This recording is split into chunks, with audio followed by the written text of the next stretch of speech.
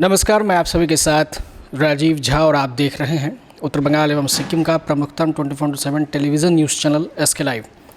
और SK live एक विशेष साक्षात्कार के साथ आप सभी के साथ मैं जुड़ा हूं और इस विशेष साक्षात्कार में हमारे साथ जुड़े हैं दार्जिलिंग ज़िले के सांसद श्री राजू बिष्ट जी।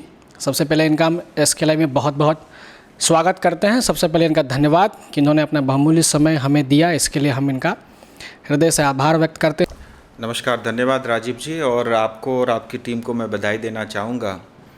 इस कोरोना संकट के समय में पिछले 2.5-3 महीने से मीडिया का बहुत बड़ा रोल है और मैं आए दिन देखता हूँ मुसीबत कैसी भी हो, कहाँ भी हो, आप लोग पहुँच जाते हैं और जनता के समक्ष जो है सच रखने की प्रयास और कोशिश करते हैं।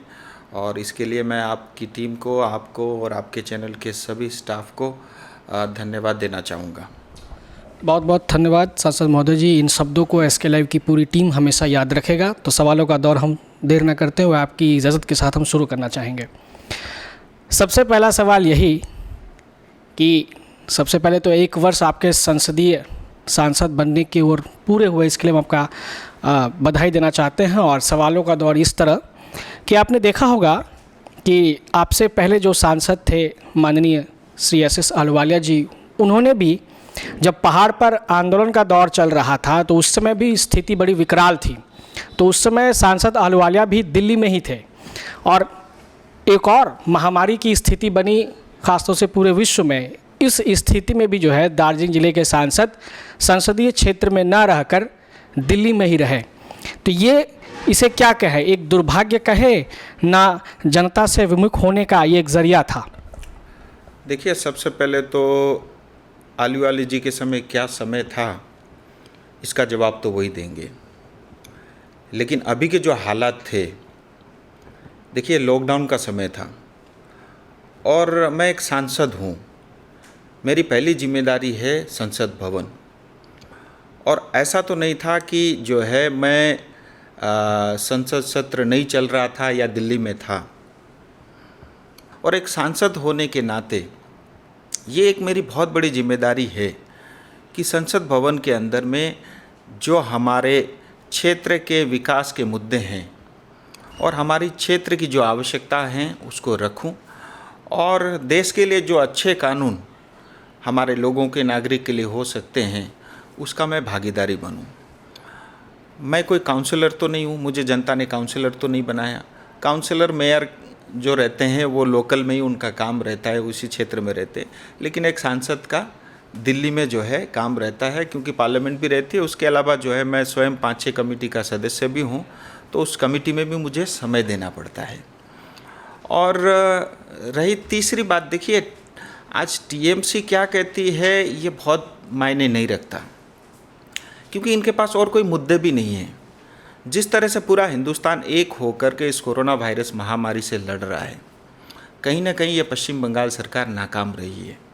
और आज भी सिलीगुड़ी के अंदर में, दार्जिलिंग हमारे क्षेत्र में आए दिन इतने तादाद में कोविड पेशेंट की मरीज बढ़ रहे हैं, लेकिन आज तक यहाँ प्रशासन कह लीजिए, यहाँ की सरकार कह लीजिए, उनके पास कोई ब्लूप्रिंट नहीं है। कुछ सब भगवान भरोसे है। हमारे यहाँ अस्पताल जो है उसकी बेड भर चुकी है, फर्दर अस्पताल हम कब बनाएंगे, कोई उसकी योजना ही नहीं। हमारे यहाँ टेस्टिंग बहुत थोड़े हो रहे हैं, उसके लिए हम क्या करने वाले, उसकी कोई योजना नहीं है। तो ये ऐसी बहुत सारी कमियां हैं जिसको पूरा करने में यहाँ की सरकार पूरी तरह विफल रही है। देखिए, मेरा कारण जो है सिर्फ आरोप लगाना नहीं है। जो अच्छे काम होते हैं मैं उसकी प्रशंसा भी करूँगा, लेकिन जो राज्य की चुनी हुई सरकार है और जो प्रशासन, जो सरकार है, उसी की बात सुनती है। तो ये उनकी जिम्मेदारी है कि हम जनता को सही चिकित्सा की व्यवस्था दें। और ऐसे जब भी आपातकालीन स्थिति होती है, सरकार ने ट्रांसपेरेंट हो करके जनता की सेवा करनी चाहिए। आज देखिए, कोई एक भी काम मुझे बता दीजिए हमारी TMC की सरकार ने इस कोरोना वायरस महामारी से लड़ने के लिए कोई प्रोएक्टिवली कोई भी स्टेप लिया हो, आप मुझे बता दीजिए। प्रधानमंत्री जी ने समय रहते हुए इस लॉकडाउन की जो है घोषणा की और वो उचित समय था। बहुत सारे लोग ये भी कहते हैं क्या वो उचित समय था, हम माइग्रेंट लेबर वर्कर को आने देते, उसके बाद लॉकडाउन करते। ऐसे विषय मन में बहुत सारे उठ सकते हैं, स्वाभाविक है, उठने भी चाहिए। लेकिन देखिए राजीव जी, उस समय भारत की स्थिति ऐसी नहीं थी जो आज है कोविड-19 से लड़ने के लिए। आज हिंदुस्तान के अंदर में 1000 से ज़्यादा डेडिकेटेड अस्पताल है सिर्फ और सिर्फ कोविड पेशेंट के लिए। 200 से ज़्यादा जो है कोविड मरीज़ के लिए बेड हैं। 30,000 से ज़्यादा आईसीयू बेड हैं। 70,000 से ज़्यादा जो है ऑक्सीजन बेड है। तो और आज देखिए डे 1 में जब हम एक भी पीपी किट नहीं बनाते थे, हमको इंपोर्ट करना पड़ता था दूसरे देशों से। आज प्रतिदिन जो है 5 लाख पीपी किट बन रही है। ये सब केंद्र की सरकार ने की। 20 लाख करोड़ से लेकर के जनधन योजना से ऐसी तमाम योजनाएं जो कर सकती थी केंद्र सरकार ने की। लेकिन अगर मैं तुलना करूँ राज्य सरकार की तरफ से, मुझे ऐसी एक भी कोई प्रोएक्टिव जो स्टेप दिखाई नहीं देती। यहाँ तक कि जब लॉकडाउन, सोशल डिस्टेंसिंग का जब पूरे हिंदुस्तान में एक और करके पालन हो रहा था, तब भी यहाँ की प्रशासन मुझे लाचार दिख रही थी। अगर हम शुरू में जिस तरह से 15-20 दिन हमने खोए हैं, अगर उन दिनों में हम लॉकडाउन का, सोशल डिस्टेंसिंग का उचित पालन करते, तो मुझे लगता है ये आंकड़े इतने नहीं बढ़ते। क्योंकि हमारे पड़ोस में सिक्किम है, हमारे पड़ोस में जो है बिहार है, हमारे पड़ोस में उड़ीसा है, हमारे पड़ोस में पूरा नॉर्थ ईस्ट है। वहाँ के आंकड़े देखिए और पश्चिम बंगाल के आंकड़े देखिए, डबल से ज़्यादा है। और पूरे हिंदुस्तान में जब डेथ रेट 2.8 है, आज पश्चिम बंगाल के अंदर में 4.5% है। तो ये फिगर जो है ये सच बताते हैं। इसके लिए जिम्मेवार किसे मानते हैं? देखिए, इसके लिए जिम्मेदार हमारे यहाँ पे जो है उचित चिकित्सा की व्यवस्था न होना। दूसरी बात जो है सरकार का लाचार और ढीला ढाला रवैया। तीसरा जो है कहीं ना कहीं जो है इसको जितना सीरियसनेस था ये कोविड का इशू, पश्चिम बंगाल सरकार ने उसको बहुत लाइटली लिया। या तो उन्होंने ये सोचा हमारे यहाँ होगा ही नहीं, या उन्होंने सोचा होगा कि हम आंकड़े छुपा लेंगे, कुल मिला के ये समय जो है टल जाएगा। तो ये देखिए, संविधान के अंदर में ये स्पष्ट कहा गया है, कुछ विषय ऐसे होते हैं जो राज्य सरकार के हैं, कुछ केंद्र सरकार के होते हैं, कुछ कंकरेंट होते हैं, दोनों मिलके करते हैं। और जहाँ तक हेल्थ और चिकित्सा का विषय, ये प्योरली राज्य सरकार का विषय है। आज देखिए ना, कितना दुख होता है हमें ये जानते हुए कि पूरे नॉर्थ बंगाल के अंदर में एक भी सरकारी अस्पताल नहीं है जहाँ कोविड का इलाज हो।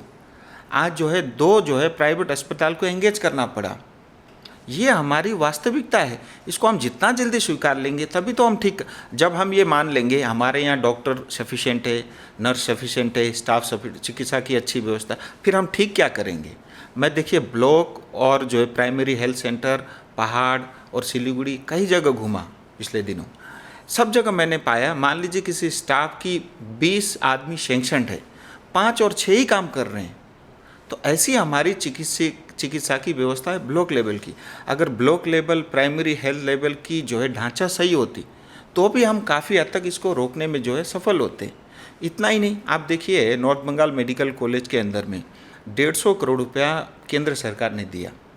एक सुपर स्पेशलिटी अस्पताल बनना था, वो 150 करोड़ रुपये पैसा भी आया। 4 साल हो गए, बिल्डिंग अभी तक तैयार नहीं हुई। उसके लिए इक्विपमेंट, मशीनरी भी सब आ चुकी है, वो पड़े पड़े सड़ रहा है।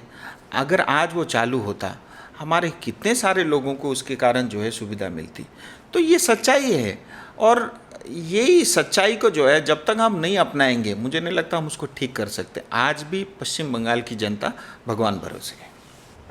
मेरा सवाल ये था कि आपको दार्जिलिंग ज़िले के जो लोग हैं वो उस पैंडेमिक सिचुएशन में आपको यहाँ नहीं देखे, संक्षिप्त में आप जवाब दीजिए इसका। देखिए, वो एक स्थिति ऐसी थी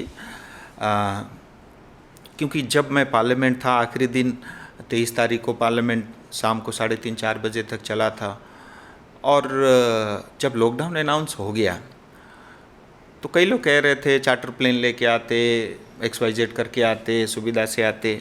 देखिए, जब लॉकडाउन हो गया तो हिंदुस्तान के हर एक नागरिक के ऊपर में लागू होता है, और बहुत सारे लोग इस दौरान कहीं भी यात्रा नहीं कर पाए। ये सच्चाई है, हर कोई जानता है।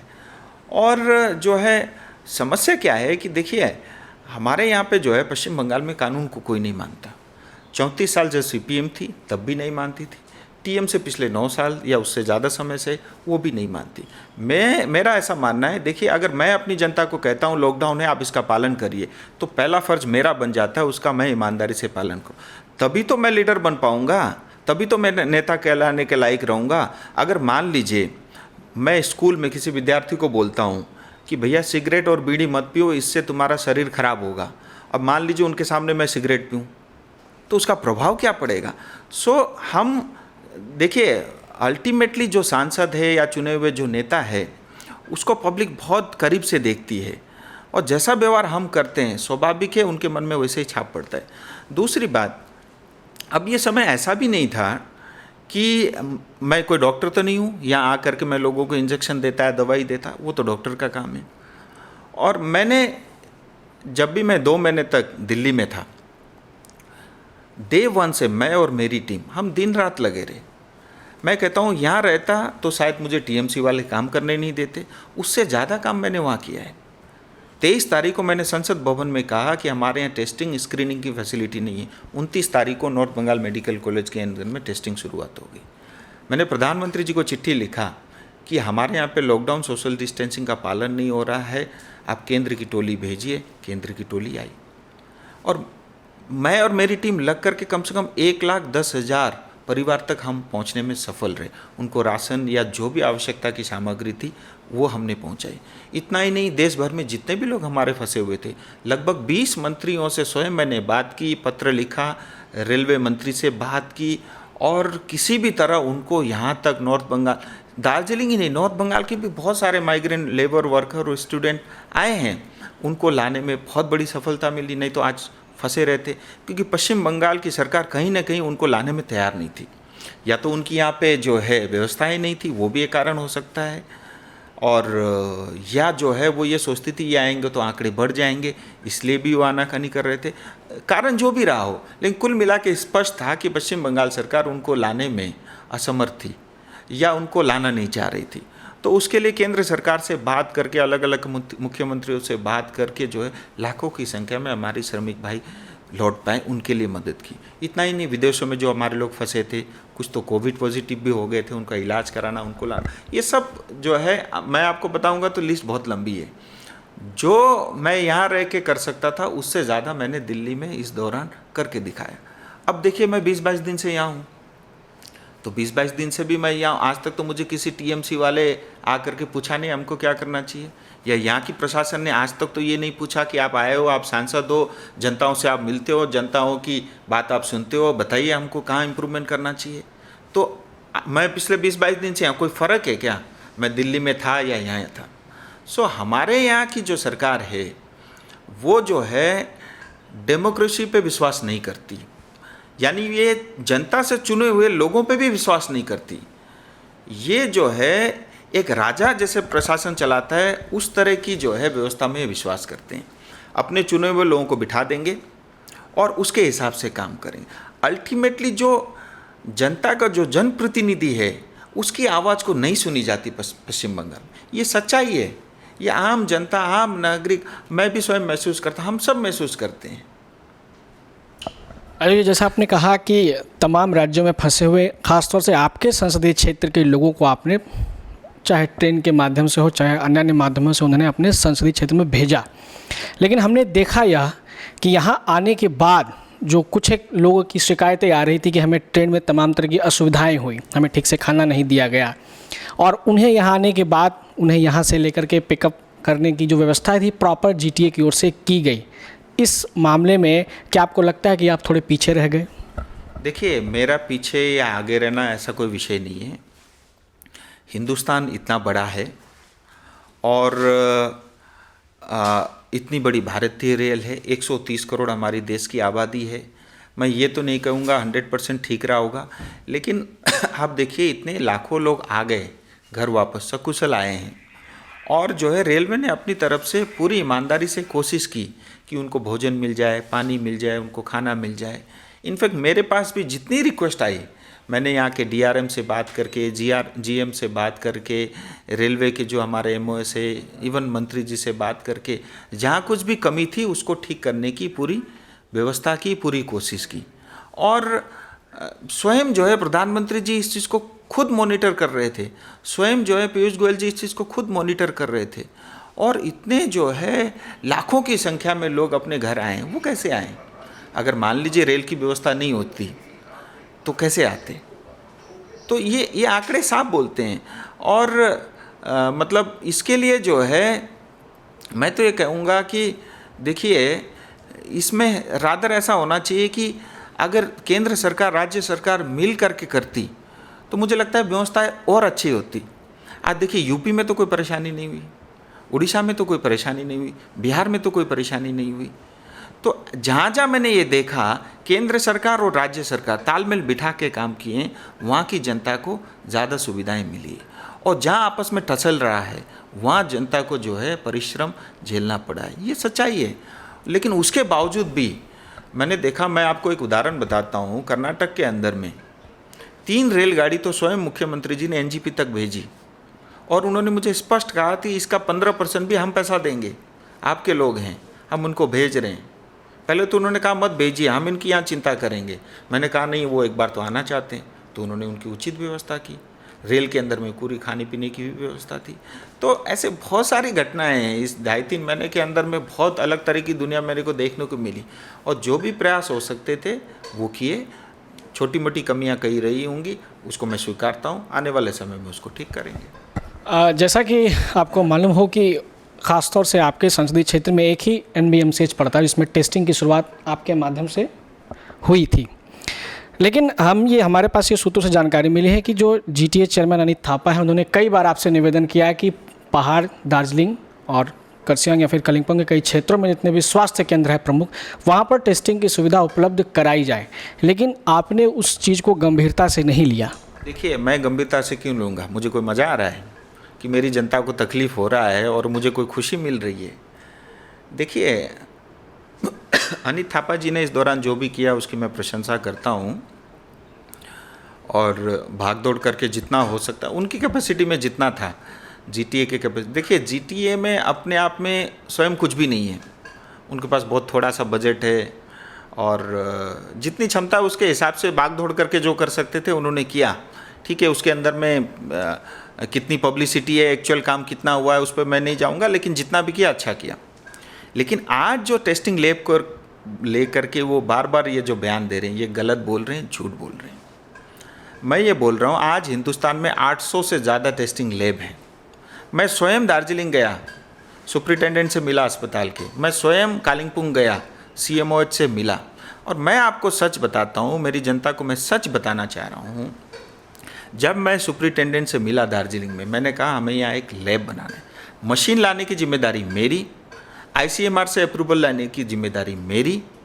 अब इसके बाद क्या रह जाता है? इसके बाद एक छोटा कमरा चाहिए, इंफ्रास्ट्रक्चर, और साथ में जो है एक माइक्रोबायोलॉजिस्ट चाहिए, MD, जो इस मशीन को चलाएं, और उसके साथ कुछ टेक्नीशियन चाहिए। देखिए, हार्डकोर मेडिकल लाइन तो मैं भी नहीं समझता, मोटी मोटी चीज़ें मैं आपको बता रहा हूँ। लेकिन सच्चाई ये है कि पूरे दार्जिलिंग कालिम्पोंग के अंदर में एक भी माइक्रोबायोलॉजिस्ट नहीं है। और एक जो मैडम वहाँ पे काम कर रही थी दार्जिलिंग अस्पताल, मैंने उनसे बात भी किया, वो ऑलरेडी वहाँ लैब देखती है। तो जब मैंने उनसे बात की तो उन्होंने ये चीज़ बताया कि हमारे यहाँ पे माइक्रोबायोलॉजिस्ट नहीं है, और स्वयं बेचारी वो इस मशीन को नहीं चला सकती, क्योंकि वो इसके लिए क्वालिफिकेशन चाहिए। क्योंकि ये मशीन, देखिए, ऐसा तो नहीं कि हर घर में रख करके इसको ATM की तरह हम चलाएं, इसकी भी प्रॉपर केयरिंग होनी पड़ेगी। अगर मान लीजिए वहाँ से बीमारी कुछ फैल जाए तो पता नहीं एक कौन सा रूप ले लेगी। तो सच बात ये है कि हमारे पहाड़ में आज भी माइक्रोबायोलॉजिस्ट नहीं है, ये पहली बात। दूसरी बात, मैं आज भी उनको बोलता हूँ, मैं आज भी प्रयास कर रहा हूँ, मशीन हमारे पास रेडी है, अप्रूवल मैं 3 दिन में करा दूंगा। तो समस्या क्या है?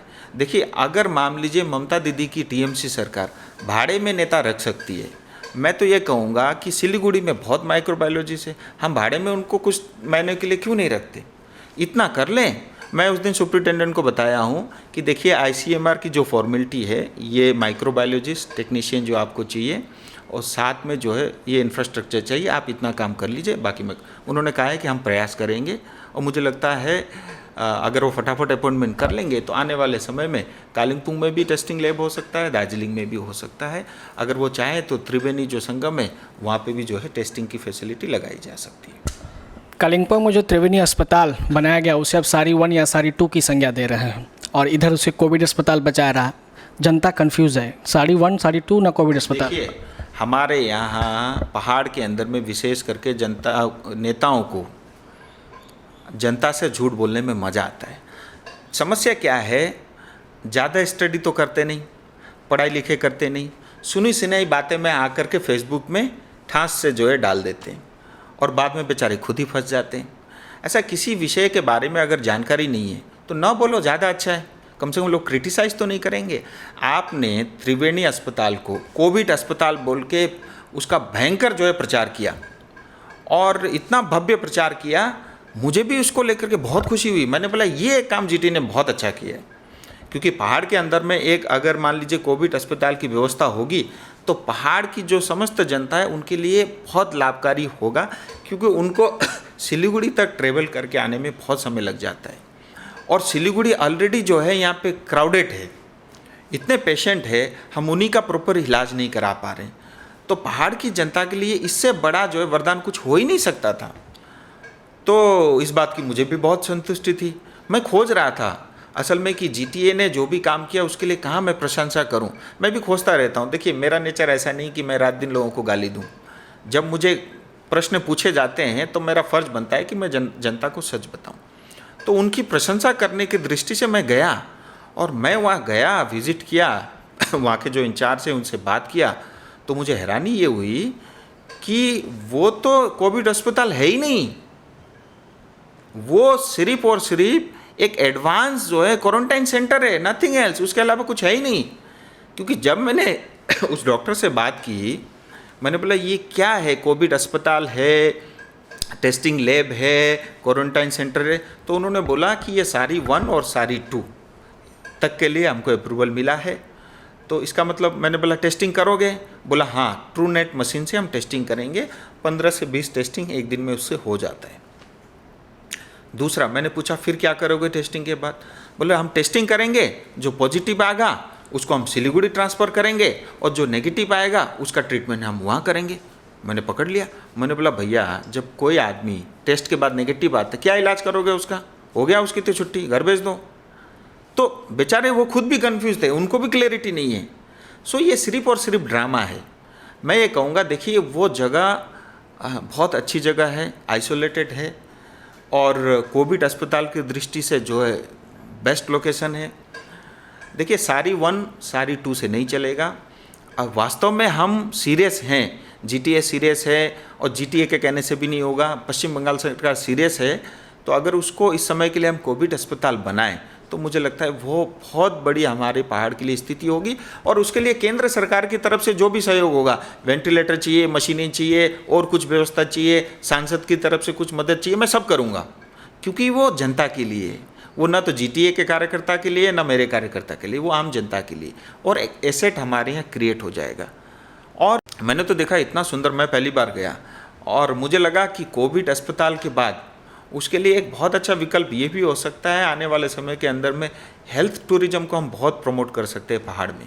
और मुझे लगता है वो एक लोकेशन इतना आइडियल, इतना पवित्र स्थल है, लोग आकर के रहना, जो है एंजॉय करना, योगा, मेडिटेशन, ध्यान करना, इन सब के लिए जो है बहुत एक आइडियल जगह है और भविष्य में उसके लिए हम भव्य रूप से उसमें काम कर सकते हैं। ये एक चीज़ जो है मेरे को वहाँ पॉजिटिव दिखी कि आने वाले समय में उसको हम बहुत विशाल रूप में विकसित कर सकते हैं हेल्थ टूरिज्म के लेकर के। लेकिन जो आज भी बार बार पहाड़ में टेस्टिंग लैब की बात बोल रहे हैं, सिर्फ और सिर्फ जनता को भ्रमित करने का काम कर रहे हैं। मैं राजू बिष्ट एज ए सांसद स्पष्ट बोल रहा हूं, आपको कालिंपोंग में भी टेस्टिंग लैब मिलेगी, आपको दार्जिलिंग में भी मिलेगी, त्रिवेणी भी मिलेगी, तीनों जगह ले आऊँगा। आप माइक्रोबायोलॉजिस्ट वहाँ पे रख लीजिए और जो टेक्नीशियन चाहिए उसकी व्यवस्था करिए, इंफ्रास्ट्रक्चर बनाइए, बाकी जो भी काम होगा वो मेरे जिम्मे होगा।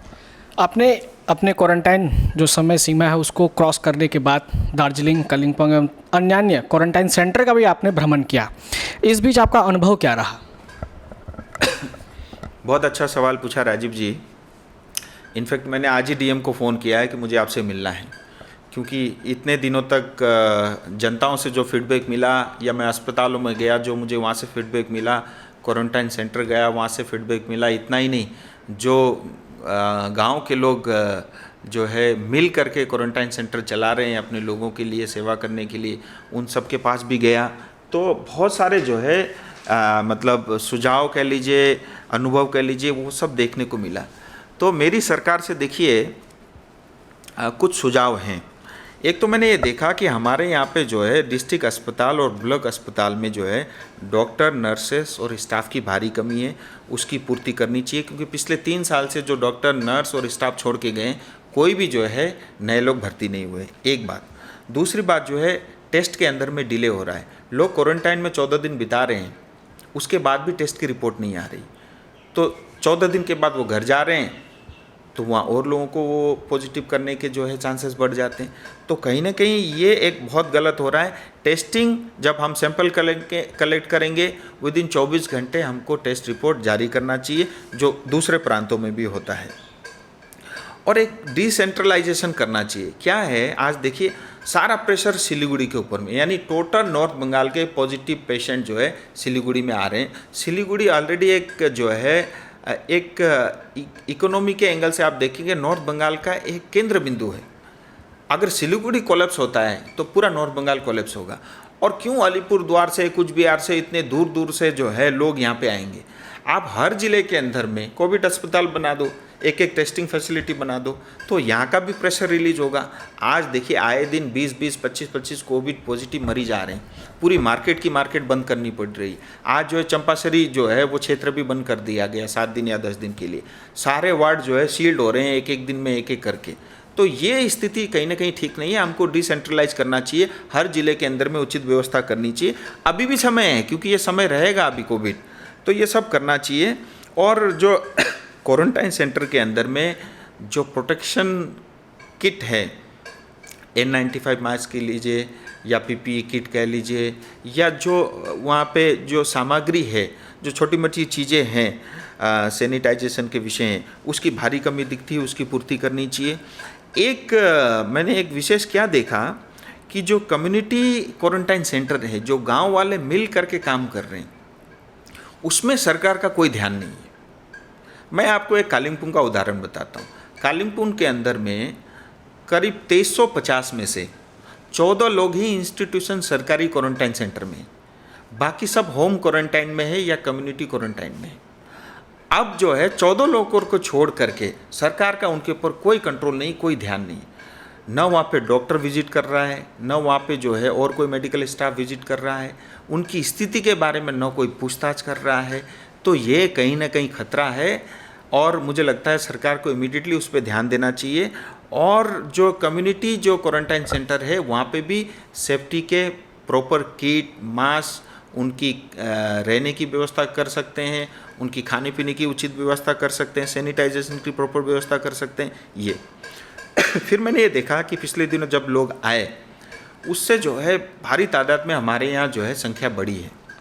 ओबियसली लोग ट्रेवल करके आए, उसकी आशंका भी थी।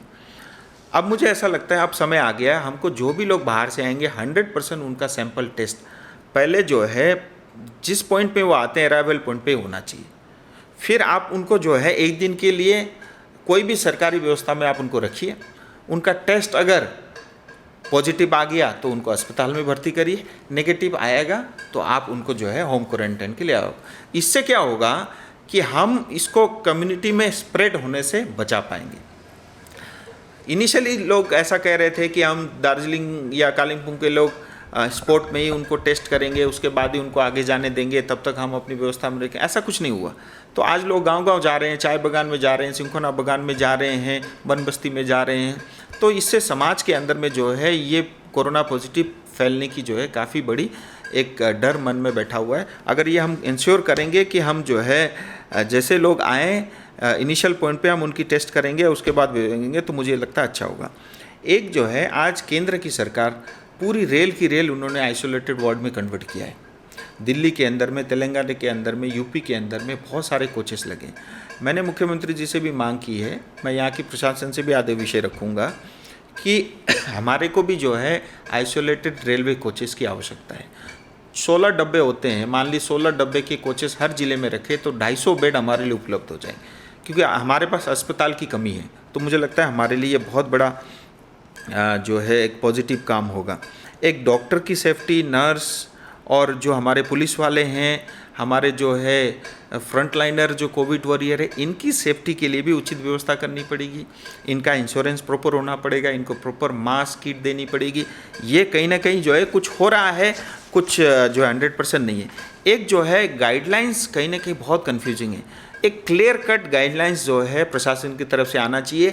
ये कोविड के जो है आपके नियम है जिसका आपने पालन करना है, और मुझे लगता है उसको हर भाषा में, उसको हिंदी में भी और बांग्ला में भी, नेपाली के अंदर में भी, और मतलब जितने भी भाषा हैं लोकल भाषा में भी उसको जो है अगर हम गांव-गांव तक दे तो मुझे लगता है इससे जो है एक अच्छा मैसेज जाएगा। और जैसा पहले भी मैंने कहा था कि जो त्रिवेणी का स्थान है उसको जो है कोविड अस्पताल बनाने के लिए जो है राज्य सरकार को पहल करनी चाहिए। केंद्र सरकार से जो भी मदद चाहिए होगा वो हम करेंगे। और इसके अलावा जो है और विषय ऐसे हैं जो इस दौरान के अंदर में हमारे क्षेत्र में घटी है। एक टूरिज़्म इंडस्ट्री को लेकर के केंद्र सरकार ने बहुत सारी घोषणाएं की है।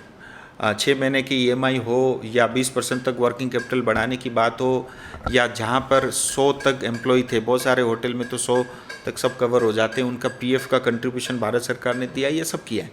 अब राज्य सरकार का भी फर्ज बनता है, हर साल आप 1500 करोड़ रुपया जो है रेवेन्यू कलेक्ट करते हो टूरिज़्म इंडस्ट्री से, हमारे क्षेत्र से। तो मैंने उनसे ये कहा है कि आप 500 करोड़ 30% एटलीस्ट टूरिज़्म सेक्टर को आप मदद करो, क्योंकि आने वाले समय में यही टूरिज़्म सेक्टर जो है भव्य रूप में विकसित होगा, क्योंकि हिंदुस्तान में टूरिज़्म पोस्ट कोविड बहुत ग्रो करेगी।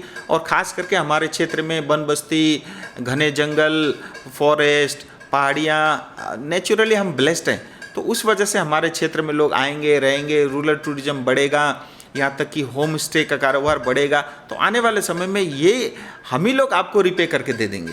तो राज्य सरकार ने इसके ऊपर ध्यान देना चाहिए, ये एक मांग है। और जितने भी तरह के टैक्सेस हैं, जो कमर्शियल व्हीकल के टैक्सेस हैं या जितने भी तरह के रोड के टैक्सेस हैं, वो सब एक बार के लिए 6 महीने 9 महीने के लिए राज्य सरकार को माफ़ कर देना चाहिए। तीसरी बात ये है कि चाय बागान में काम करने वाले श्रमिक ऑलरेडी उनका बहुत शोषण हो चुका है। मैंने चुनाव में भी ये मुद्दे रखे थे।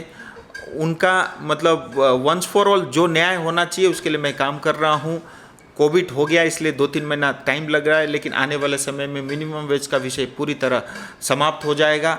लेकिन तब तक अब ये जो लॉकडाउन के समय में उनको जो वेजेस थे वो नहीं मिले, तो ये जो है मुझे लगता है केंद्र सरकार को कंपनसेट करना चाहिए, क्योंकि चाय से भी हम बहुत अच्छा खासा रेवेन्यू जो है कलेक्ट करते हैं। और अंत में एक विषय और कहूँगा कि स्कूल के अंदर में जो बच्चे पढ़ते हैं, आज पेरेंट्स जो है बेचारे वो काम धंधा में नहीं जा पा रहे हैं, उनकी इनकम जनरेट नहीं हो रही है, तो जो है जब स्कूल बंद है उस समय बच्चों की फ़ीस देने में वो नाकाम हो रहे हैं। तो बहुत सारे लोग दे भी रहे हैं, लेकिन बहुत सारे लोगों के सुझाव भी आए, मेरे तक भी बहुत सारे पत्र आए, लोगों ने कहा भी है। तो मेरी स्टेट से मांग है, देखिए टीचर को भी तनख्वाह तो देनी पड़ेगी, उनका भी अपना परिवार है, उनका भी योगदान है समाज के लिए, बच्चों को तैयार करने में, वो हम सब के गुरु हैं। तो मुझे लगता है कि राज्य सरकार को जो है टीचर्स को उनकी फ़ीस जो है वो देने का काम करना चाहिए। और स्कूल से भी मेरी यही निवेदन है कि बसेस की और बाकी जो फ़ीस है एटलीस्ट इस दौरान उनको भी वो छूट देना चाहिए, क्योंकि देखिए सरकारें अपना काम करेंगी, लेकिन इस समय, इस कठिन समय में समाज में रहने वाले हर व्यक्ति को कुछ न कुछ योगदान देना चाहिए। ठीक है, उनकी कुछ समस्या आ सकती है, उनके बस भाड़े में लिए होंगे, लीज में लिए होंगे, XYZ होगा, लेकिन अगर आप प्रॉपर जो है टीचर को फीस दे पाते हो, मुझे लगता है 3-4-6 महीना उस कठिन समय को जो है स्कूल वाले भी झेल सकते हैं। तो ऐसे बहुत सारे सुझाव जो है पिछले दौरान मेरे ध्यान में आए, ये मैं आज प्रशासन को भी रखूँगा, मुख्यमंत्री जी से भी ये सब जो है मैं पत्र के माध्यम से उनको भेजूँगा। मैं चाहूँगा, देखिए राजनीति तो होती रहती है, अब 21 आ रही है, फिर राजनीति होगी, और कोई राजनीति दल राजनीति ना करे ऐसा तो नहीं हो सकता, वो करेंगे। लेकिन ये एक समय है, इस समय में मुझे लगता है हम थोड़ा सा मिल करके, अगर केंद्र सरकार, राज्य सरकार, सांसद, विधायक, मंत्री सब मिल करके काम करें तो मुझे लगता है जनता को एक हम अच्छी सुविधा दे पाएंगे। एक जनता भी सोचेगी चलो अच्छा है, मतलब हमारे नेता झगड़ते भी हैं लेकिन समय यहाँ पे मिल के काम करते हैं, मुझे लगता है पॉजिटिव मैसेज जा सकता है। इसके लिए करना ये चाहिए प्रशासन को, यहाँ की सरकार को, कि ऑल पार्टी मीटिंग बुलाने चाहिए, जितने भी इलेक्टेड या सेलेक्टेड नेता है जो भी है इस समय, उन सबको बुला के बैठक लें, उनका सुझाव तो लें। मैं यहाँ 22 दिन से बैठा हूँ, किसी ने मेरे से आज तक ये तो नहीं पूछा कि भैया हमको क्या करना चाहिए। मैं ये तो नहीं कह रहा हूँ मैं एक्सपर्ट हूँ। आप इतना मेरी डिमांड कर रहे थे, कहाँ है राजू जी, कहाँ है राजू जी, मुझे खोज रहे थे, पोस्टर लगा रहे थे, तो 22 दिन हो गए, एटलीस्ट पूछ तो लेते हैं कि हम क्या कर सकते हैं या मेरे से क्या मदद चाहिए। लेकिन ऐसा तो कुछ मेरे ध्यान में आया नहीं। बट एनीवे, जो भी है ये समय है, अगर ये सब सुझाव ये ग्राउंड लेवल से आम जनता से आए हुए सुझाव हैं, इसके अलावा भी बहुत सारे और मुद्दे हैं। मुझे लगता है अगर इसको राज्य सरकार मानती है, प्रशासन मानती है, बहुत लाभ होगा। आने वाले समय में हम मिल करके इस कठिन समय को पार कर लेंगे। और मैं फिर कहूँगा, केंद्र सरकार एक्टिव है, अलर्ट है और बहुत ट्रांसपेरेंट है। जो भी मदद चाहिए होगी, मैं बैठा हूँ। जो मदद जो है केंद्र सरकार से हो सकती है, मैं प्रधानमंत्री जी से, मंत्रीगण से, जितने भी लोगों से मिलना हो, बात करना हो, जो जहाँ तक हो सकता है मैं अपनी तरफ से ईमानदारी से प्रयास करूँगा। आपने जितने सुझावों को राज्य सरकार के समक्ष अभी चिट्ठी के माध्यम से पहुँचाएंगे, इन सुझावों में कितना तक आपके द्वारा किया जा सकता है या फिर केंद्र सरकार इसमें पहल कर सकती है? देखिए, मैं आपको वही बोल रहा हूँ, ये मैंने जितने भी सुझाव दिए हैं ये सारे राज्य सरकार से रिलेटेड है। एक सांसद होने के नाते जो मेरे से हो सकेगा वो मैं मदद करूँगा, जहाँ जहाँ मुझे आवश्यकता लेगी। आज भी मैं कर रहा हूँ ना, अस्पतालों में जा रहा हूँ, मास्क बांट रहा हूँ, पीपीई किट बांट रहा हूँ, राशन बांट रहा हूँ। तो जो भी मैं कर रहा हूँ अपने जेब से कर रहा हूँ। मैंने शुरू में ही 50 लाख रुपए डीएम को सैंक्शन करके एमपी लेट फंड से इसीलिए दिया। 50 लाख से हम काफ़ी इक्विपमेंट खरीद सकते हैं। और जो है पीएम केयर को भी एमपी लेट से 1 करोड़ रुपया दिया गया। अब पीएम केयर से भी वो मशीनें सब प्रांतों को आ रही है, आपने भी कुछ सोशल मीडिया में देखा होगा। तो देखिए, राज्य सरकार ने अपना काम करना चाहिए, केंद्र सरकार अपना काम कर रही है। केंद्र सरकार से और अधिक आवश्यकता है तो जो है राज्य सरकार बात करें, केंद्र सरकार वो करेगी। और इस क्षेत्र के लिए सांसद से कोई अपेक्षाएं कहे, मैं तैयार हूँ, मैं प्रयास करूँगा। मैं ये तो नहीं कहूँगा 100% करूँगा, लेकिन मैं ईमानदारी से प्रयास करूँगा। और मैंने देखा प्रयास करने से काम हो भी जाते हैं। टेस्टिंग लैब नहीं था, हो गया। केंद्र की टीम आना अपने आप में बहुत बड़ा विषय था, आई, उसके कारण यहाँ काफ़ी फायदा भी हुआ। तो ऐसा नहीं है कि नहीं हो सकता, हो सकता है। और आज भी देखिए ना, पश्चिम बंगाल को सरकार को 6 लाख पीपीई किट दी है, 7 लाख मास्क दिया है, 23,50,000 हाइड्रोक्लोरोक्विन की दवाई दी है, 126 करोड़ रुपया शुरू में ही मशीन खरीदने के लिए दिए, 11,200 करोड़ से ज़्यादा पैसा के माध्यम से जनता को जनधन अकाउंट में पैसे डाले गए। वृद्ध या हमारे जो डिसेबल लोग हैं, जो शारीरिक रूप से कमज़ोर हैं, उनको 1,000 रुपये प्रति माह दिया गया है। हमारे क्षेत्र में, पूरे हिंदुस्तान में जो है करीब करीब जो है 80 करोड़ लोगों को जो है 5 किलो चावल और 1 किलो दाल दिया गया है। हमारे क्षेत्र में भी दार्जिलिंग में करीब करीब जो है 5,800 मीट्रिक टन हर महीने चावल जो है केंद्र सरकार ने दिया है। कालिम्पोंग में 1,200 करीब 1,200 मीट्रिक टन के आसपास हर महीना जो है, क्योंकि कालिम्पोंग की जनसंख्या कम है, तो वहाँ पे हर महीने जो है चावल और दाल दिया है। तो केंद्र सरकार ने किया है। राजू जी इतनी आपने गिनाए, इसके बावजूद जो है राज्य सरकार केंद्र सरकार का रोना क्यों रो रही है? देखिए तथ्य पे जाना पड़ेगा। समस्या ये बात तो सच है कि पश्चिम बंगाल की सरकार कंगाल है, और कंगाल होने का कारण वो स्वयं ही है। आप मुझे बताइए, पश्चिम बंगाल सरकार में, पश्चिम बंगाल के अंदर में कमी किस चीज़ की? इतना बड़ा कोस्ट लाइन है, ठीक है जी, इतना बड़ा कनेक्टिविटी बिछा हुआ है, इतने बड़े रेल लाइन है, इतने बड़े बड़े एयरपोर्ट बने हुए हैं, इतने अच्छे अच्छे हाईवेज़ हैं, कनेक्टिविटी की कोई कमी नहीं है। और इतनी बारिश हो, इतना फर्टाइल लैंड है, टूरिज़्म है, जंगल है, घूमने के लिए बहुत सुंदर सुंदर जगह है। हमारे पास सब कुछ है। हमारे पास हम अच्छा एग्रीकल्चर एक एग्जाम्पल क्रिएट कर सकते हैं, जैसे पंजाब ने किया। हमारे पास हॉर्टिकल्चर है, हमारे पास फ्लोरिकल्चर है, हमारे पास चाय है, हमारे पास जो है मेडिसिन का हब बनने का पोटेंशियल है, हमारे पास 26 एकड़ ज़मीन मंगपू के अंदर में सिंकोना प्लांट है, सब है। लेकिन सोच नहीं है, विजन नहीं है, करने की इच्छा शक्ति नहीं है।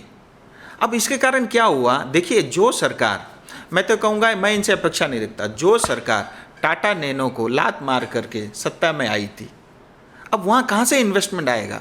रेवेन्यू कहाँ से बढ़ेगा? देखिए, किसी ज़माने में वर्ल्ड के जीडीपी में अच्छा खासा कंट्रीब्यूशन पश्चिम बंगाल का होता था। आज जो है हिंदुस्तान के जीडीपी में भी कंट्रीब्यूशन बहुत थोड़ा रह गया। इसके बारे में कभी हमने सोचा ही नहीं। आज देखिए, 34 साल सीपीएम थी। मैं तो कहता हूँ टीएमसी से तो कुछ सीपीएम अच्छी थी, 34 साल रही, 1,90,000 करोड़ का कर्जा था। ये आंकड़े मैं कई बार बता चुका हूँ। और आज देखिए 9 साल के बाद वो आंकड़ा बढ़ करके 4,75,000 करोड़ का कर्जा पश्चिम बंगाल के ऊपर में, हर नागरिक, हर जनता के ऊपर में 50-50 हज़ार करोड़ का कर्जा है। तो ये जो है मिस गवर्नेंस के कारण हुआ है, मिस मैनेजमेंट के कारण हुआ है, लॉ एंड ऑर्डर खराब होने के कारण हुआ है। यहाँ पे जो है जब तक पॉलिटिकल चेंज नहीं होगा, मुझे कोई उम्मीद दिखती भी नहीं है। और आज भी ये सरकार जो है उसको मानती नहीं है। और देखिए आप, केंद्र सरकार, राज्य सरकार मिल करके सब जगह काम करते हैं। कंट्रीब्यूशन राज्य सरकार को भी मिलता है, केंद्र सरकार को भी मिलता है। और ऐसा नहीं कि केंद्र सरकार ने नहीं दिया। देखिए जब मनमोहन सिंह जी की सरकार थी यूपी के समय में, 5 साल में पश्चिम बंगाल को 1,90,000 करोड़ रुपया मिलता था। 2014 से 2019 प्रधानमंत्री नरेंद्र मोदी जी की बीजेपी की सरकार थी, एनडीए की सरकार थी, 4,48,000 करोड़ रुपए दिया, यानी डबल से भी ज़्यादा। तो ये आरोप तो आप केंद्र सरकार पे लगा ही नहीं सकते कि कुछ नहीं किया। मनमोहन सिंह जी 1,90,000 करोड़ देते थे, मोदी जी ने आपको 4,48,000 करोड़ दिया। तो केंद्र सरकार ने तो आपको डबल से ज़्यादा दिया है, सब कुछ तो दिया। अब जैसे ही अल्फान तूफान आया, आपने कहा, मोदी जी को इनवाइट किया, 24 घंटे में आ गए, 1,000 करोड़ दिया। अभी केंद्र की टीम और भी विजिट कर रही है। आगे आने वाले समय में जो भी क्षति हुई है उसकी पूर्ति के लिए केंद्र सरकार मदद करेगी। और लेकिन आपका एटीट्यूड भी तो ऐसा नहीं है। आपका जो एटीट्यूड है, जैसा आप ममता दीदी को आप देखिए, उनकी बात को सुनिए, कई बार लगता है वो स्वतंत्र है, वो भारत के संविधान को मानती ही नहीं, वो अपने आप में एक प्रधानमंत्री के रूप में अपने आप को प्रस्तुत करती है। तो ऐसे कैसे चलेगा देश? देश तो समन्वय से चलता है, फेडरल स्ट्रक्चर है। और प्रधानमंत्री जी की अगर आप इज्जत नहीं करते तो लोग आपसे क्या अपेक्षा रखें? मतलब आज पूरा विश्व जो है प्रधानमंत्री जी को लेकर के इतना पॉजिटिव कमेंट करता है, एक अच्छे भरोसे के रूप में उनको देखता है, लेकिन आज भी आप उनको नहीं मानती। इस संकट के समय में आपको मिल के काम करना चाहिए था, वो भी आप नहीं करती। अभी तो मैं सुना कि आज बैठक है, वो बैठक में जा ही नहीं रही है। तो इस तरह के अगर आप व्यवहार करेंगे तो मुझे लगता नहीं कि जो है उससे पश्चिम बंगाल की जनता का जो है भला होगा। और भ्रष्टाचार के कारण, चिटफंड के कारण जो है और घोटालों के कारण जो है पश्चिम बंगाल बहुत पिछड़ गया है। आने वाले समय में बहुत तेज़ी से काम करना पड़ेगा, लेकिन पोटेंशियल बहुत है, लोगों के पास स्किल बहुत है, क्षमता बहुत है। नोबेल पुरस्कार पश्चिम बंगाल में बहुत लोगों को मिलता है। हमारे पश्चिम बंगाल के लोग दुनिया भर में जा कर के आईटी इंडस्ट्री के अंदर में जो है बड़े बड़े पदों पे बैठे हुए हैं। तो इसका मतलब क्षमता तो है, लेकिन उस क्षमता के हिसाब से हम अपने घरों में जो है उनका उपयोग नहीं कर पा रहे। राजू जी, एक आरोप आप पर यह लगता है कि आप जब से सांसद बने हैं तब से लेकर के कई मंत्रालयों के मंत्रियों को आपने चिट्ठी लिखा है। जो संबंधों के आधार पर सांसद बनते हैं वो केवल तमाम मंत्रालयों में चिट्ठी लिखते हैं, उसका कोई एक्शन होता नहीं दिख पड़ता है। इसमें कितनी सच्चाई है? देखिए, पहली बात तो ये बताऊं, चिट्ठी लिखने के लिए भी बुद्धि चाहिए होता है, पढ़ाई लिखाई करनी पड़ती है और बहुत अध्ययन करना पड़ता है, बहुत रिसर्च करना पड़ता है। तो चिट्ठी लिखने के लिए भी आपको बहुत ज्ञान की आवश्यकता होती है। हमारे यहाँ कई सारे नेताओं के पास नहीं है, इसीलिए वो कहते हैं, क्योंकि उस चिट्ठी का पावर उनको नहीं पता है ना। और जो है, और देखिए एक तो पश्चिम बंगाल में लोकतंत्र नहीं है। आप ममता दीदी को चिट्ठी लिख ही नहीं सकते, उनके पार्टी के ही लोग उनको चिट्ठी नहीं लिख सकते, ऐसी अवस्था है। जो दीदी कह देगी वही लागू होगा, यानी वो किसी से सुझाव नहीं लेती, किसी के चिट्ठी का वो जवाब नहीं देती। तो ठीक है, बेचारे वो जो सोचते हैं वो जो है उनकी सोच, उनको मुबारक हो। लेकिन मैं आप बताऊं, इस चिट्ठी से बहुत बड़े बड़े काम होते हैं। और मैं पिछले 11 महीने से मैं एक्सपीरियंस कर रहा हूं और मुझे ये बताते हुए खुशी होती है। देखिए, आज मैं सारा लेकर के जो है तामझाम रहता हूं, क्योंकि मुझे पता है हमारे यहाँ मीडिया वाले किस तरह के प्रश्न करेंगे। देखिए, मैं आपको आज ही ये मैं पत्र दिखा रहा हूँ, ये नितिन गडकरी जी का पत्र है, मुझे आज ही मिला।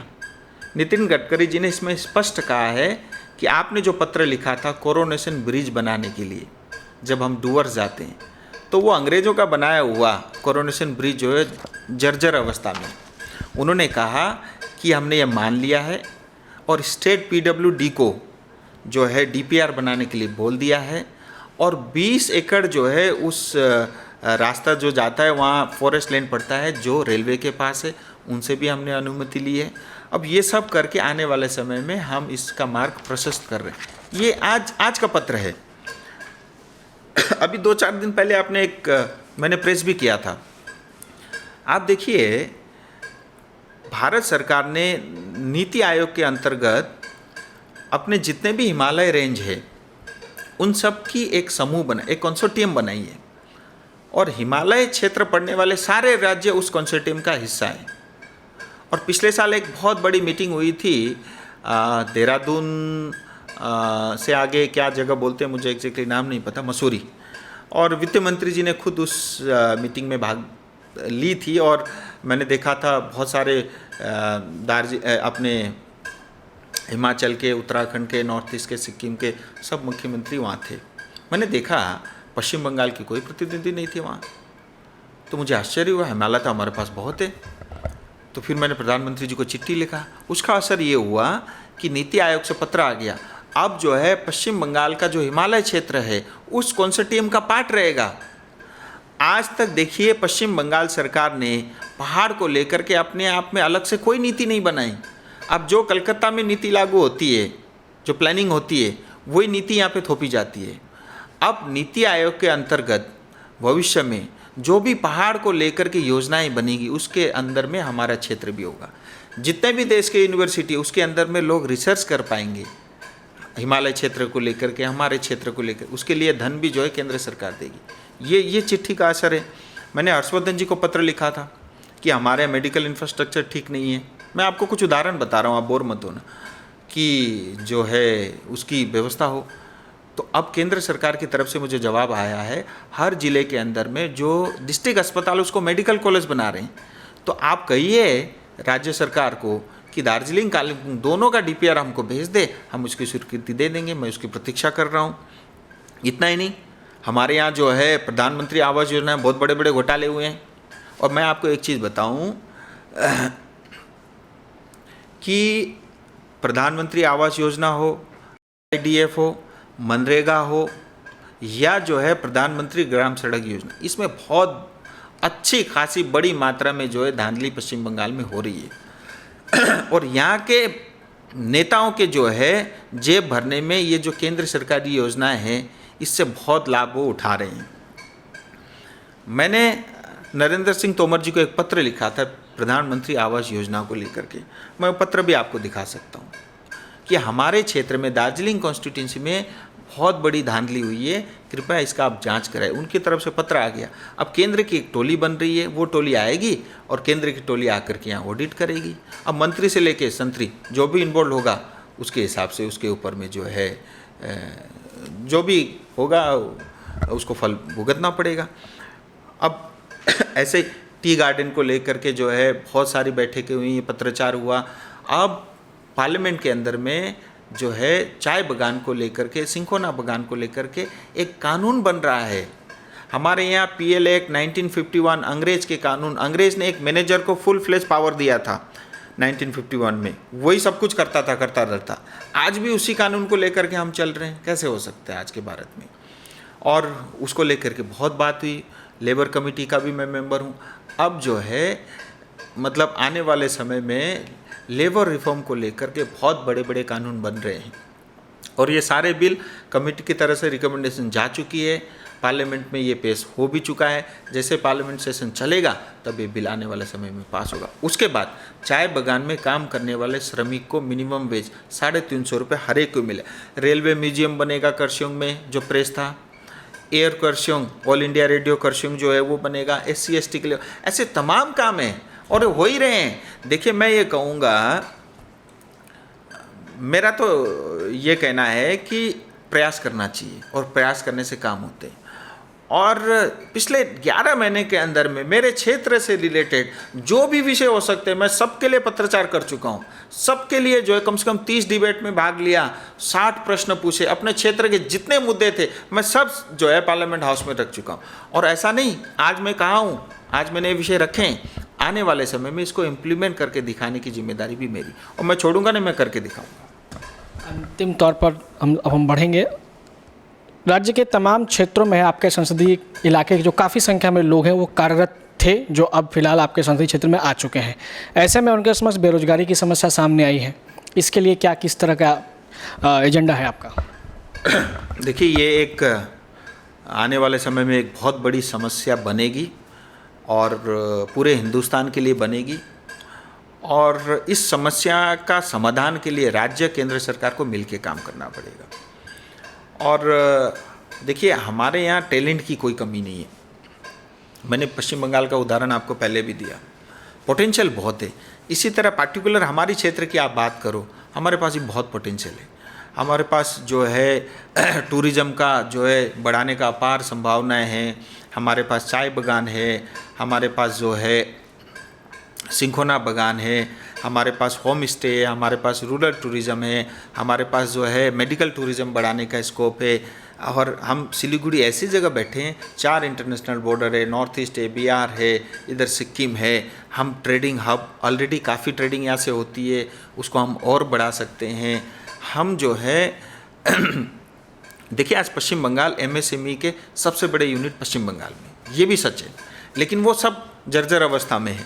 हम उसको ऊपर उठा सकते हैं। हमारे पास एग्रीकल्चर का बहुत पोटेंशियल है, फ्लोरिकल्चर और हॉर्टिकल्चर, मछली पालन। अपने आप में एक भारत सरकार ने एक जो है मंत्रालय बनाया है, उसमें बहुत स्कोप है। हमारे यहाँ जो है एजुकेशन का हब बन सकता है। यूनिवर्सिटी की बात बार बार मैं करता हूँ, आए दिन इस पे बात भी चल रही है, क्योंकि स्कूलिंग बहुत अच्छी होती है। अगर हम यहाँ पे जो है हायर एजुकेशन की फैसिलिटी क्रिएट कर दें। आज देखिए, मैं अगर एक नेपाल की बात करूं, नेपाल से करीब 27% लोग जो है भारत में जो नेपाल से आकर के पढ़ाई करते हैं, यानी जो बाहर के लोग जो है, विदेश के लोग जो आकर के पढ़ाई करते हैं भारत में, उसमें से 27% कंट्रीब्यूशन नेपाल का है। 9% के आसपास जो है अफ़गानिस्तान का है, 4.5-5% के आसपास जो है बांग्लादेश का है, तो ऐसे ही भूटान का है। मान लीजिए अगर हमारे क्षेत्र में हायर एजुकेशन की फैसिलिटी हो तो ये तादाद और बढ़ेगी, तो हम विदेश के भी बच्चों को ला करके उनकी पढ़ाई लिखाई की हम चिंता कर सकते हैं। उससे हमारी इनकम जनरेट होगी, हमारे यहाँ जो है हमारे लोकल बच्चे उसके अंदर में पढ़ पाएंगे, हमारे प्रतिभा जो है उभर के आएगी। तो उसके लिए भी मैं सोच रहा हूँ, आने वाले समय में मुझे पूरा विश्वास है कि वो काम भी होगा। तो ऐसे तमाम जो है संभावनाएँ हैं। लेकिन देखिए राज्य भी ये स्पष्ट है, जब तक यहाँ की राज्य की सरकार सोच नहीं बनाती तब तक कुछ नहीं हो सकता। मैं स्पष्ट कह रहा हूँ, मैं जितना भी प्रयास करूँ, जितनी भी कोशिश करूँ, वो नहीं करेंगे। इनफैक्ट अगर मैं कोई चीज़ सुझाव दूँ जो जनता के हित में होगा, राज्य के हित में होगा, वो नहीं करेंगे। जो प्रधानमंत्री जी आयुष्मान भारत के माध्यम से हर पश्चिम बंगाल की जनता को 5-5 लाख रुपए तक की इंश्योरेंस देना चाहते हैं, मेडिकल इंश्योरेंस देना चाहते हैं, मेडिक्लेम फैसिलिटी देना चाहते हैं, पश्चिम बंगाल की सरकार उसको मना कर दी थी। क्यों? क्योंकि उससे मोदी जी पॉपुलर हो जाएंगे। अब देखिए, आज हिंदुस्तान में हर एक किसान को हर साल 6-6 हज़ार रुपया जो है प्रधानमंत्री किसान सम्मान योजना के थ्रू हर एक किसान परिवार को 6-6 हज़ार रुपये मिलता है, लेकिन वो पश्चिम बंगाल में लागू नहीं है। क्यों? क्योंकि उससे मोदी जी पॉपुलर हो जाएंगे। केंद्र सरकार की जो योजनाएं हैं उसका नाम परिवर्तन करके दीदी योजना बनाया जाता है, ये सच्चाई है। तो मैं कितना भी प्रयास करूं, ये करने नहीं देंगे, ये होने नहीं देंगे। रादर अगर कोई अच्छा पॉइंट होगा तो ये जो है उसको भी नहीं करेंगे, क्योंकि उनको पता है इससे जो है केंद्र सरकार को लाभ। तो ऐसी इतनी छोटी मानसिकता के लोग हैं टीएमसी के नेता या उनके मंत्री, तो देखिए उससे जनता का कभी भला नहीं। देखिए हम बहुत जो है ऑलरेडी बहुत पीछे हो गए हैं। पश्चिम बंगाल अपने आप में मैन्युफैक्चरिंग का हब होता था पूरी दुनिया के लिए, और जो है आज देखिए हिंदुस्तान में भी हम बहुत पिछड़ गए हैं। ये अवस्था क्यों है? हमारी जो है मिस गवर्नेंस के कारण, हमारे जो है गलतियों के कारण, हमारी जो है गलत नीतियों के कारण। आपको पता है 2018 से लेकर अब तक इंडस्ट्री की कोई पॉलिसी पश्चिम बंगाल में नहीं है। आज आप साइट खोल करके देखिए, वही वेट जो पुराना जो टैक्स रिजिम का सिस्टम होता था, सेल टैक्स की बात होती है, वेट की बात होती है, आज जीएसटी की बात ही नहीं है। यानी 2018 के बाद इंडस्ट्री को लेकर के कोई जो है पॉलिसी आई नहीं, बनाई नहीं, अभी तक उनका ध्यान भी नहीं गया होगा उसमें। तो ये तो हमारी सरकार है। लेकिन मैं फिर उस विषय पे लौटता हूँ। देखिए, आने वाले समय बहुत बड़ी समस्या है, क्योंकि जो क्षेत्र में लोग आए हैं उनको यहीं खपाना पड़ेगा। मुझे नहीं लगता उसमें सारे लोग वापस जाएंगे। तो और हमारे लिए एक अवसर भी है कि हम अपने लोगों के ब्रेन को, बुद्धि को, दिमाग को, उनकी क्षमता को अगर हम अपने क्षेत्र में लोकल यूज़ करेंगे तो मुझे लगता है ये हमारे क्षेत्र के लिए बहुत लाभकारी होगा। और केंद्र की सरकार प्रयास कर रही है, आने वाले समय में हर जिले के अंदर में एक प्रोडक्ट को लेकर के फोकस होगा, 1 डिस्ट्रिक्ट 1 प्रोडक्ट। और उस लोकल जो भी ब्रांड होगा उसको हमारी योजना है हम उसको ग्लोबल ब्रांड बनाएंगे। मोदी जी ने बार बार कहा है वोकल फॉर लोकल, यानी लोकल के अलावा वोकल होइए। प्रयास कर रही केंद्र सरकार प्रयास कर रही है। कुछ काम होगा, बहुत सारे काम पश्चिम बंगाल सरकार होने नहीं देगी। लेकिन मैं जनता को स्पष्ट कहना चाह रहा हूँ, ये राजनीति बिल्कुल भी नहीं है। लेकिन हम अगर पश्चिम बंगाल का विकास चाहते हैं, हम अगर दार्जिलिंग क्षेत्र का विकास चाहते हैं तो टीएमसी को जाना पड़ेगा। क्योंकि टीएमसी जैसी जो है ऑब्स्टेकल की सरकार, निकम्मी सरकार अगर इस क्षेत्र में या पश्चिम बंगाल में रही तो पश्चिम बंगाल के अच्छे दिन कभी नहीं आ सकते, ये स्पष्ट है। आपने देखा होगा सिलीगुड़ी में कोरोना संक्रमित मरीज की संख्या में अप्रत्याशित वृद्धि हुई है। इसके लिए जिम्मेदार किसे मानते हैं आप? छूट को? न, लॉकडाउन तो जारी है, 5वें चरण का लॉकडाउन पूरे भारत में चल रहा है, लेकिन हम देख पा रहे हैं कि छूट के साथ क्या यह छूट ही सबसे बड़ा कारण देख पा रहे हैं कि खास तौर से आपके ही संसदीय क्षेत्र में कि अप्रत्याशित वृद्धि हो रही है? देखिए, 2-3 गलती हुई है शुरू से। एक तो डे 1 से लॉकडाउन सोशल डिस्टेंसिंग का पालन नहीं हुआ। डे 1 से हमारे यहाँ मार्केटें खुली थी, भीड़ भाड़ था, ट्रैफिक के इशू उतने ही थे, ये बहुत बड़ी गलती हुई। और हमारे पास 2.5 से 3 महीने का समय मिला था। आज पूरे हिंदुस्तान तैयार है, बहुत सारे प्रांत तैयार हैं, और उन्होंने समय रहते हुए चिकित्सा की उचित व्यवस्था की, मेडिकल इंफ्रास्ट्रक्चर इम्प्रूव किया, अस्पतालों की संख्याएं बढ़ाई, बेड की संख्या बढ़ाई, डॉक्टर नर्सेस की जो है भर्ती करा। आज तक मैंने अभी तक पश्चिम बंगाल में ये नहीं सुना कि एक नए डॉक्टर को हमने भर्ती किया हो या एक नए स्टाफ को या नर्स को हमने भर्ती किया हो, मैंने नहीं सुना। और पिछले 3 साल से जो लोग रिटायर हो गए उनके बदले भी आपने कोई सब्स्टिट्यूट नहीं दिया। तो ये तो हमारी स्थिति है। तो जो 2.5-3 महीने का समय मिला था उसको भी हमने खो दिया।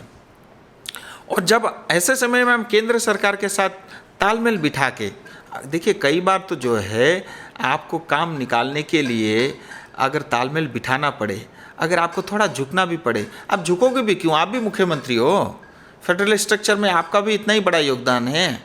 लेकिन अगर आप प्यार से बात करके उस चीज़ को तालमेल बिठा करके आप केंद्र सरकार से करते तो बहुत लाभ होता जनता को।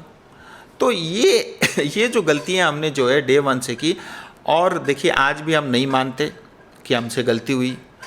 आज भी जो है हम अस्पतालों की व्यवस्था करने में लगे नहीं हैं, और आज भी हम मानने को तैयार नहीं हैं कि कोविड के कारण जो है हमारा नुकसान होगा।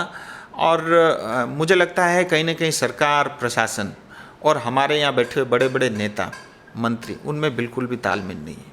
अगर उनमें तालमेल होता तो वो एक मीटिंग बैठ करके इसको ठीक कर सकते। आप मुझे बताइए, इतने सारे सिलीगुड़ी में अस्पताल हैं, इतने सारे यहाँ पे डॉक्टर रहते हैं, बुद्धिजीवी लोग रहते हैं, इतने सारे जो है यहाँ पे जो है फेडरेशन है, जो मेडिकल लाइन से भी जुड़े हुए लोग हैं, संघ संस्थाएँ।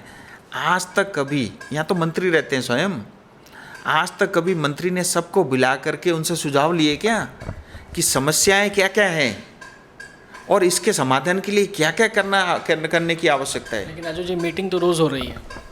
देखिए ना, मीटिंग 2 तरह की होती है। एक मीटिंग होती है मेरे को अखबार में फ़ोटो दिखानी है, वो एक मीटिंग होती है। दूसरी मीटिंग वो होती है अखबार में आए चाहे ना आए, वो धरातल में दिखना चाहिए।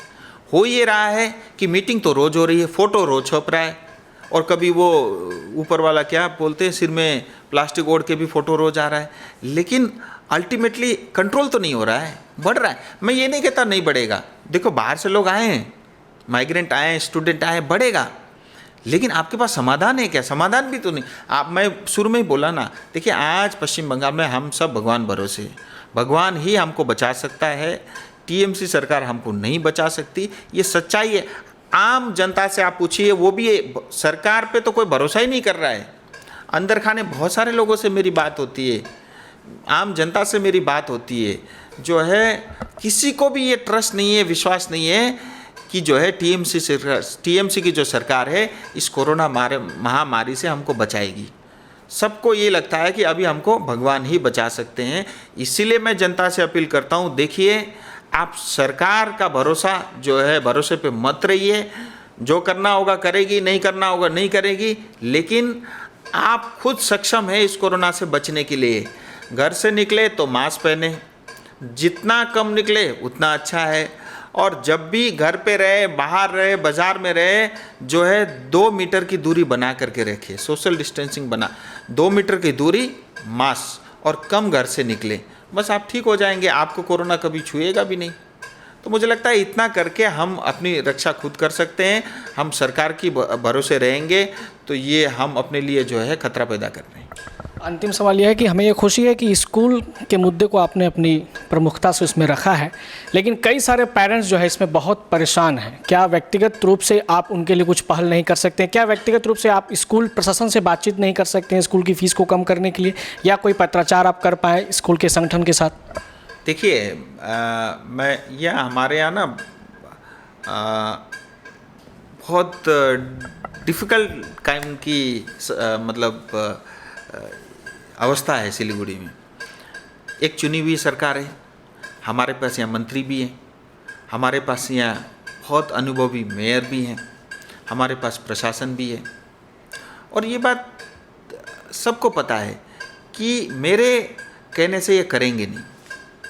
फिर भी मैंने, जैसे ही मुझे ये विषय ध्यान में आया, सबसे पहला मैंने पत्र मुख्यमंत्री को ही लिखा कि मैडम ये अवस्था है और वास्तव में जो है हमारे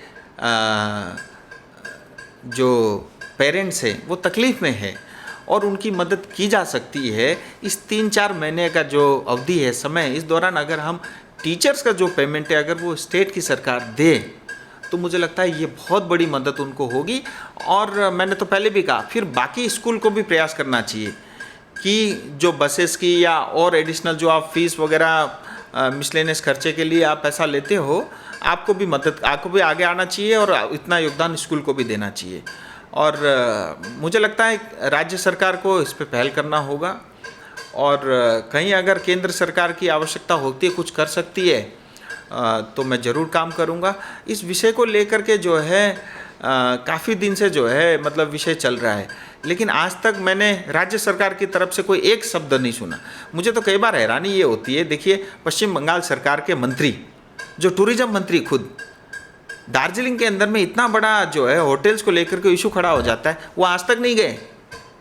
वो तो मंत्री है और हमारे ही क्षेत्र में रहते हैं, उनको जाना चाहिए, उनके साथ बैठकें करनी चाहिए, उनका समाधान करना चाहिए, नहीं गए। उनसे किसी ने नहीं पूछा भैया आप दार्जिलिंग, जबकि 2 घंटे की दूरी पे।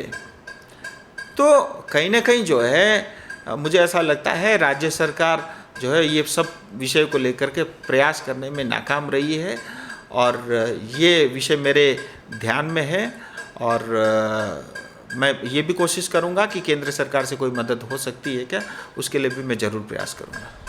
तो आपने देखा दार्जिलिंग जिले के सांसद राजू बिष्ट जी से हमने तमाम मुद्दों पर बातचीत की। इसी तरह के तमाम एक्सक्लूसिव मुलाकातों के लिए आप लगातार बने रहिए एसके लाइव के साथ। धन्यवाद।